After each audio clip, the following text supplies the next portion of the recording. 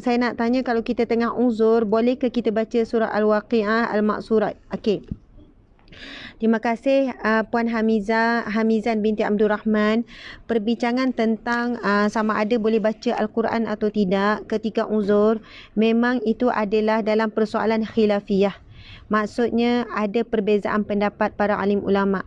Sebab itu kita akan dapati dalam masyarakat kita di Malaysia sendiri ada ustaz jawab A, ada jawab B, ada jawab C. Contoh. Maksudnya jawapan tu berbeza-beza dan mudah-mudahan semua jawapan itu adalah benar. Tapi kalau ditanyakan apakah yang saya pegang, pendapat yang mana saya pegang, pendapat yang masyhur, antara pendapat yang kuat mengatakan bahawa wanita ketika haid, ketika nifas dalam keadaan kita kotor, maka kita tidak dibenarkan untuk membaca mana-mana ayat Al-Quran walaupun satu huruf. Okey. Dengar dulu ya sampai habis. Kemudian sekiranya kita membaca apa-apa ayat Al-Quran yang dah dibiasakan menjadi zikir. Bila sebut zikir, ayat Al-Quran ini bukanlah dalam jumlah yang banyak.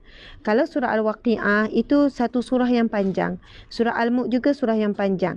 Tapi contohnya kita baca Al-Maqsurat. Al-Maqsurat adalah petikan-petikan ayat Al-Quran. Contohnya daripada surah pendek, 3 kul ada, ayat kursi ada, 2 ayat terakhir surah Al-Baqarah ada, dan surah Al-Baqarah yang awal pun ada. Jadi dia petikan-petikan yang telah dijadikan zikrullah. Dan ayat Al-Quran di dalam Al-Maqsurat ini adalah ayat yang datangnya daripada hadis Nabi SAW.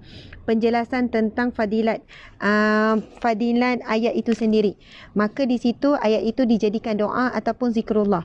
Baca Maqsurat dalam keadaan uzur dengan niat zikir maka dibenarkan.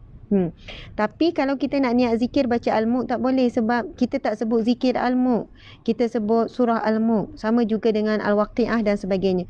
Bagi wanita yang uzur, memang mungkin kita sedih kalau kita terpaksa meninggalkan surah kelaziman kita, sama ada surah Al-Mulk, surah Yasin, surah Al-Waqi'ah dan sebagainya.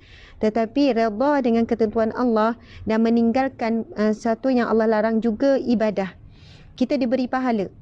Bila kita redha, Allah suruh kita tinggalkan sesuatu, maka kita diberi pahala. Janganlah pula rasa 7 hari uzur rasa rugi. Tak ada, kita boleh banyakkan zikir, banyakkan salawat, banyakkan istighfar, boleh ulang-ulang 3 kul, boleh baca ayat kursi dengan niat zikrullah. InsyaAllah mudah-mudahan menjawab. Okey, itu soalan pertama. Diberi pahala.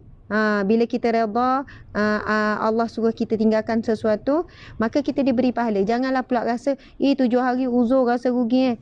Tak ada, kita boleh banyakkan zikir, banyakkan salawat, banyakkan istighfar, boleh ulang-ulang 3 kul, boleh baca ayat kursi dengan niat zikrullah. InsyaAllah mudah-mudahan menjawab. Okey.